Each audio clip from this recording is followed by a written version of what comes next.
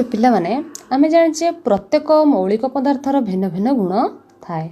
पदार्थ साधारण गुणगुड़िक व्यतीत प्रत्येक मौलिकर निज निज केतेक गुण रही थाए। तो जमती उद्यान सबुठारु हालुका मौलिक, यह एक दहनशील मौलिक। अम्लजान गोटे विशेष धर्म है, अम्लजानर गोटे विशेष धर्म है यह अन्य पदार्थर दहन साहाय्य करे। उद्यान और अम्लजानर रासायनिक संयोग द्वारा आमर जल उत्पत्ति हुए। उद्यान आउ अम्लजान मिशीगला पर आमको जल दे थाए। लक्ष्य कर जल किंतु दहनीय नुहे। आम एठू किंतु जानले उद्यान कौन गोटे सबुठ हालुका मौलिक जहाँकि दहनशील मौलिक माने जलिबार जोटा साहाय्य करे। आ अम्लजान विशेष धर्म है अन्य पदार्थ दहन रे साहाय्य कर, माने अलगा पदार्थ को जलिबार साहाय्य कर। उद्यान आउ अम्लजान रासायनिक संयोग आमर कौन होगा ना जल सृष्टि है। किंतु जल जे कि आमर दहनीय नुहे। जल अन्य पदार्थ दहन रे साहाय्य करिबो नाही। दुई बा ततोधिक मौलिक निज निज मध्य रासायनिक प्रतिक्रिया करी नूतन पदार्थ उत्पन्न करते। जमती आम ये देखिले उद्यान अम्लजान सहित मिसला पर कौन तैयारी गला जल है। सेमती आम जान दुई बा ततोधिक मौलिक निज निज मध्य रासायनिक प्रतिक्रिया करी नुआ पदार्थ उत्पन्न करते। क्यों मौलिक अन्य क्यों मौलिक सहित क्यों अवस्था रासायनिक प्रतिक्रिया करिबो ताहा आमे आग विषय पढ़ा। सेपरी मनकर आम नवा दुईटी मौलिक जमीक लुहा गुंड नवा आउ गंधक गुंड नेबा। स्टील गिनार रखिबा तो गोटे चुंबक आनिबा एही मिश्रण रे छुआइले लुहा गुंड गुड़िक चुंबक देहरे लागिजिबो कौनसी कारण गंधक सहित गोटे गिनारे रही शुद्ध मौलिक लुहार गुण रे परिवर्तन हैला नाही। गंधक गुंड भी पूर्व भली हलदिया रहिबो। गंधक आमर जेमती देखा जाए सेहीपरि रहिबो। एबे कौन करिबा स्टील गिनारे जो लुहा गुंड और गंधक गुंड नहींचे ताकू किछि समय उत्तप्त करिबा। देखिबो तमे देखिबो तार रंग बदलची कि ना नाही।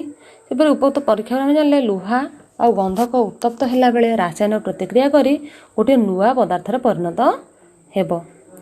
जो पदार्थ उत्पन्न हैला ताहा एक नुआ गुणयुक्त मध्य हेबो। एही नूतन पदार्थ नाम होची फेरस सल्फाइड, जहाँ एक मौलिक पदार्थ नुहे यौगिक पदार्थ।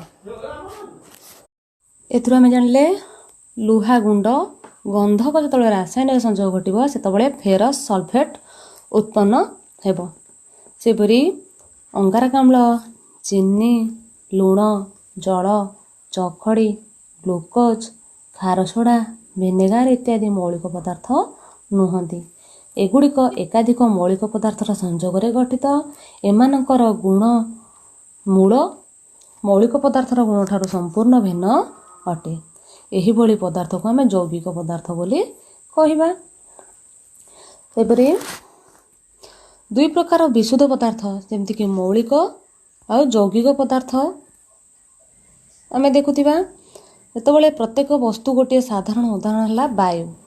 जमी वायु आम वायु कौन अच्छी जबखार्जन, अम्लजान, अंगारकाम्ल, जलीय बाष्प अन्य विरल गैस रही।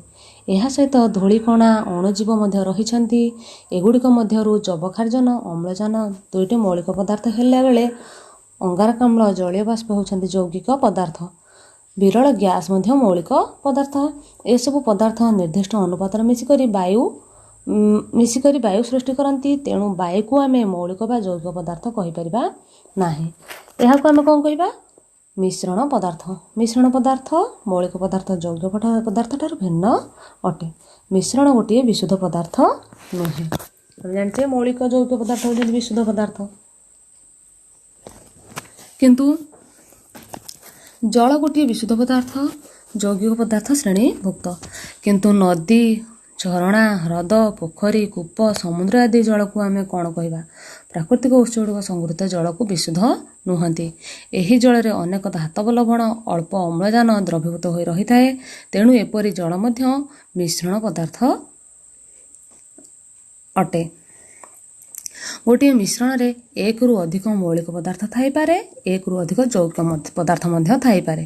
ଉଭୟ ମୌଳିକ ଓ ଯୌଗିକ ପଦାର୍ଥ ଥିବା ମିଶ୍ରଣ ମଧ୍ୟ ରହିଥାଏ। ଏଣୁ ମିଶ୍ରଣ କାହାକୁ କୁହାଯାଏ? ଯେଉଁ ପଦାର୍ଥରେ ଏକାଧିକ ମୌଳିକ ବା ଯୌଗିକ, ଉଭୟ ମୌଳିକ ଓ ଯୌଗିକ ଯେକୌଣସି ଅନୁପାତରେ ମିଶିକରି ଥାଏ ତାହାକୁ ମିଶ୍ରଣ ପଦାର୍ଥ ବୋଲି କହିବା। ଦ୍ରବଣ ମଧ୍ୟ ଏକ ମିଶ୍ରଣ ପଦାର୍ଥ।